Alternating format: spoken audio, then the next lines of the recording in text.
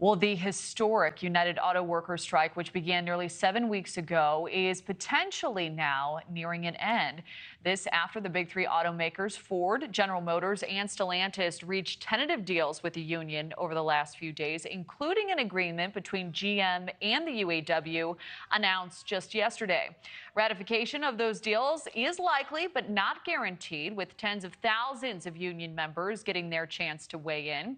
Joining us now to discuss what happens next is former UAW spokesperson Brian Rothenberg.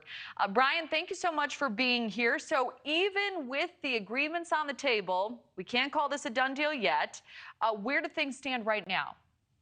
So the process would be Ford already had a meeting of their Ford Council, which is their national leadership, and they recommended actually sending it for a ratification vote. So now Ford is already in the process of having meetings and going and voting on their contract. The next step would be the same for Stellantis and for the former Chrysler and for GM. They'll have council meetings. The council will then vote.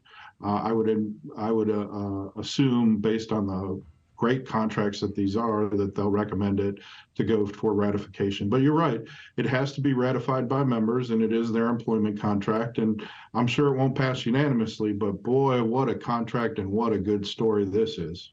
Well, that was leading me to my next question there. Your response, I think, answered it a bit. So this strike, as you know, Brian, it lasted about 7 weeks, lost wages for workers and lost earnings for the big three. The economic impact was in the billions. Did the UAW come out on top in your view? It sounds like yes, not only in the short term, though, but in the long term as well. Well, Kelly, definitely they came up in a big way. Everything sort of lined up for them very well, including the fact that the companies were doing extremely well in their profit margins, even worldwide for Stellantis. They were all North American profit margins. And, you know, the cost of a car of labor was only about $8. It'll go up a little bit, but it was about $12 back in, 2014 when I first went to the UAW. So, it will fluctuate. They'll find ways to pay for this. But boy, they've eliminated the two-tier. They've shortened it down to a 3-year progression once you start to get to the top. The temp workers now automatically in 90 days, they get into that process where they'll go up to the top rate very quickly within those 3 years.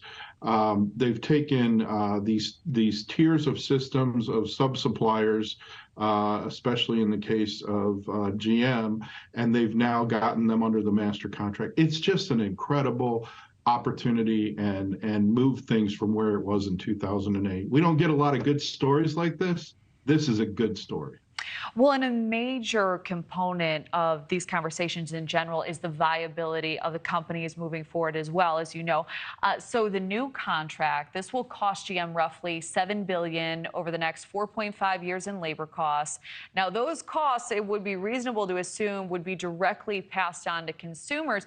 Is that something we can expect to see coming down the pike? I know Ford reportedly said labor costs will rise about $900 per vehicle now. Well, they might rise $900 per vehicle, but it doesn't mean that the consumer is going to pay all that cost. Again, like I said, going into this, about 8% was your labor cost, and it might go up to 10 or 12% of the car, but they'll find other ways to have efficiencies as they go through this. They have had record profits in the billions and billions of dollars. But don't forget, this is also going to add to the economy in their sales, because what happens with the UAW in my 8 years there is that when you put money in the pockets of workers, they spend it. They don't just put it in Wall Street.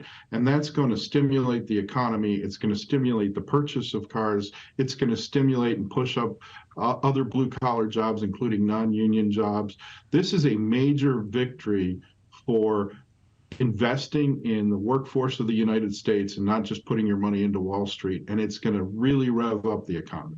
Thank you for watching. Go to newsnationnow.com to find NewsNation on your television provider. And don't forget to click the red subscribe button below to get more of NewsNation's fact-driven, unbiased coverage.